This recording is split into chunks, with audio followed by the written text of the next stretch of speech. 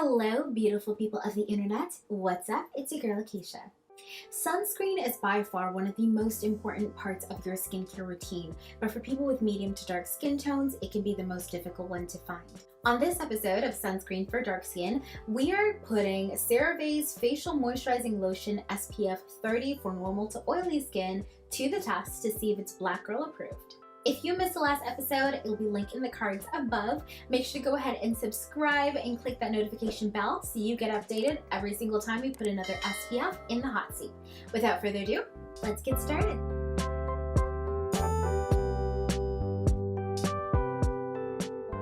As I'm rating this SPF, I'm keeping 10 qualities in mind, and at the end, I'm going to give it a rating out of 10. A little bit about the brand. I'm sure CeraVe is one of those brands that really need no introduction. It has truly been trending in the past couple of years, and for such a basic brand, it's crazy how much people love it, myself included. It's one of those brands that are catered to people with sensitive skin. So if you're someone who suffers from acne or you just have sensitivities to a lot of fragrances, to a lot of active ingredients, this is stripping everything back to the bare bones, and it will really help you to replenish your skin and rebuild your skin barrier. And that's some of the reasons why people love this brand. This company is not cruelty free, so they do test on animals. So if that is something that you are trying to steer clear of, this will definitely not be the one for that. Another thing about CeraVe that I think is really important to point out is that a lot of skincare brands, they will say that their products are dermatologically tested or tested by dermatologists, which actually means basically nothing. It means that a dermatologist could have literally just thrown the product at a wall and technically it's considered tested. CeraVe's products are actually developed with dermatologists, and they're dermatologist approved and recommended, and that honestly has a little bit more weight in my book when I'm looking at these products. All right, so this is the CeraVe Facial Moisturizing Lotion with SPF 30 for normal to oily skin.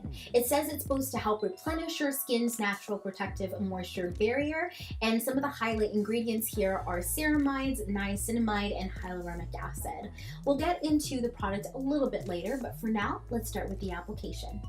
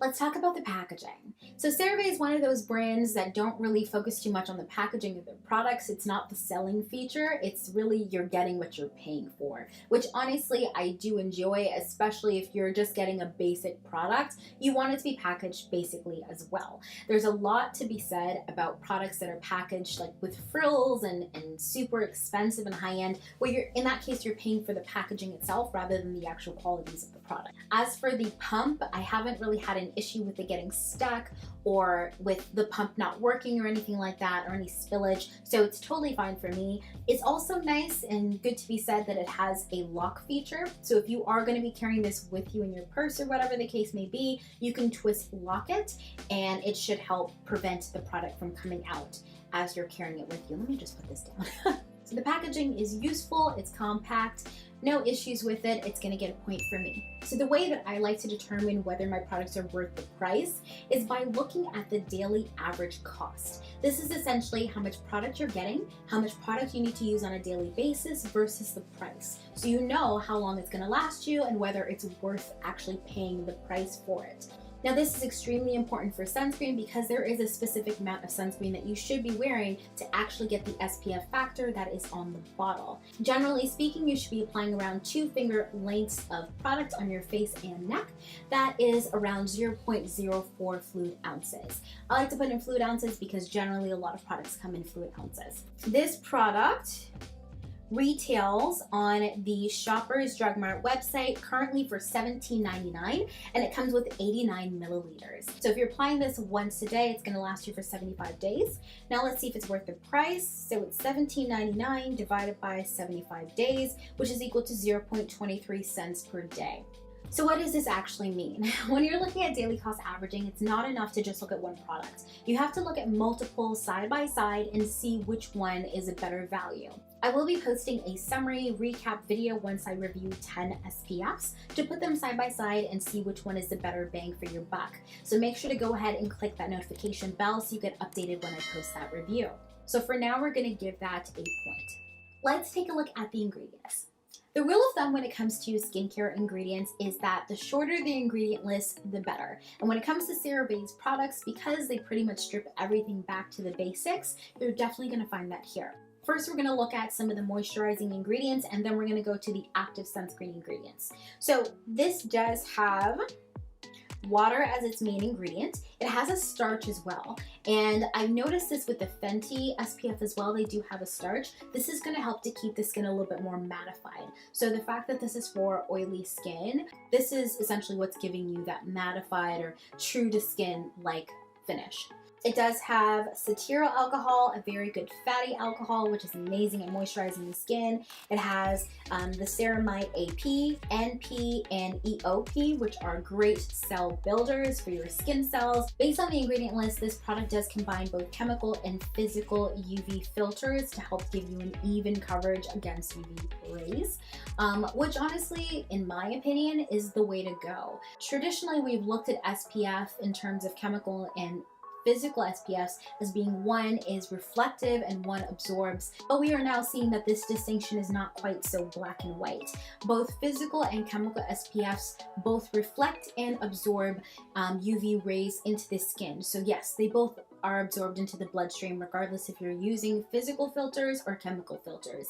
It's not so black and white. So the fact that they're using them together, I think, is really effective in terms of making sure you have an even coverage of sun protection. SPF 30 means that you're getting around 97% of protection from the UVB rays, so the burning of the skin, and the broad spectrum indicates that it covers both UVA and UVB radiation. So decent coverage there. This will also get a point for me. I'm one of those people that generally don't enjoy physical SPFs. The reason being is because I don't like the way that they apply. And as you guys saw in this video, it was pretty difficult to blend this out into my skin. One thing about this product is I do find it quite thick and dry in texture. So when you're blending it out, it's not like it has a watery texture or anything like that. It's just very dry, which is a weird thing to apply on your face. You know, this is not unlike any other physical SPFs that I've tried. This is a pretty basic one. So this is normal for physical SPFs, and this is why I don't generally like them. But I did find as well with that, it made it extremely difficult to blend out.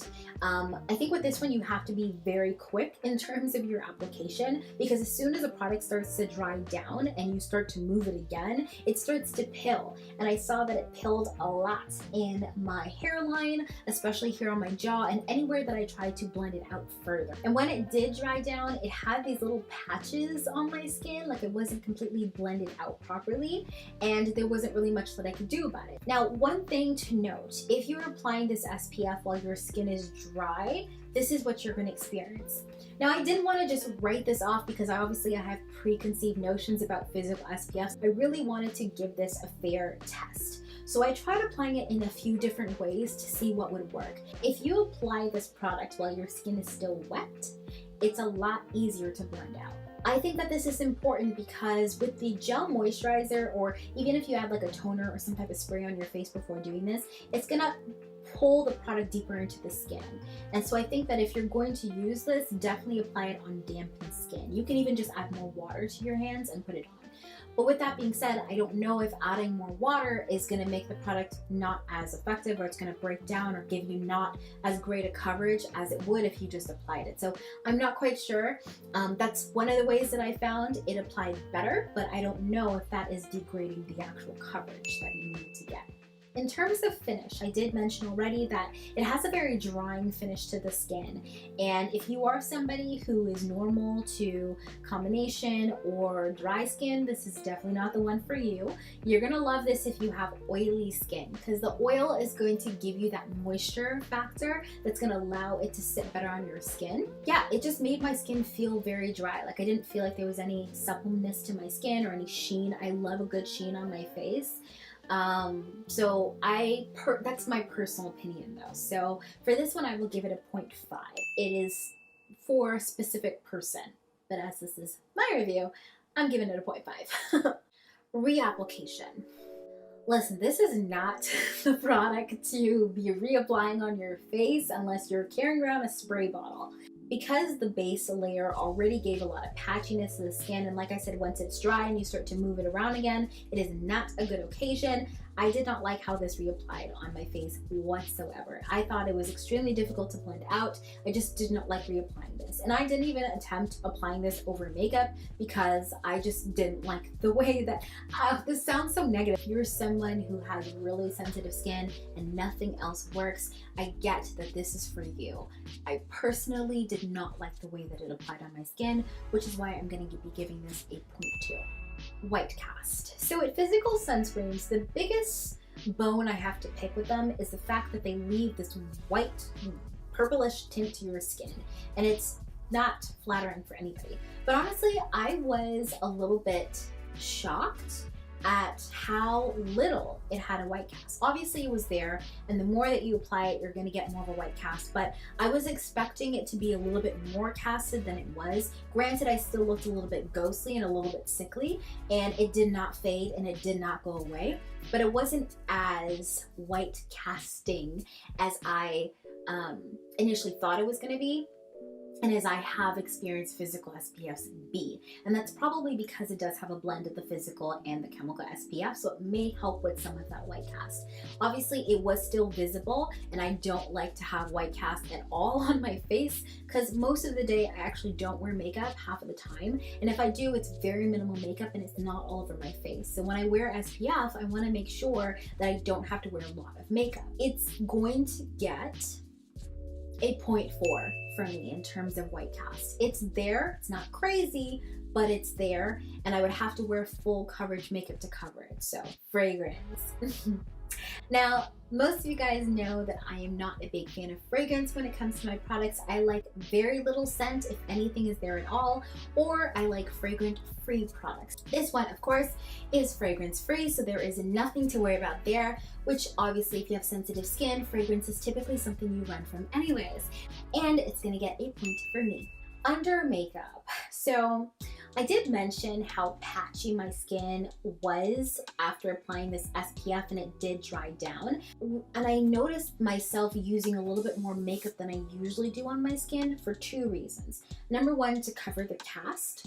There is some sort of cast with this product, and it's definitely something that I would not personally feel comfortable wearing outside on a daily basis. Maybe if I was going on a hike or something where I'm, you know, bound to look crazy and I don't care, that's a different situation. But on a general day-to-day basis, I don't want to look like my skin is ivory.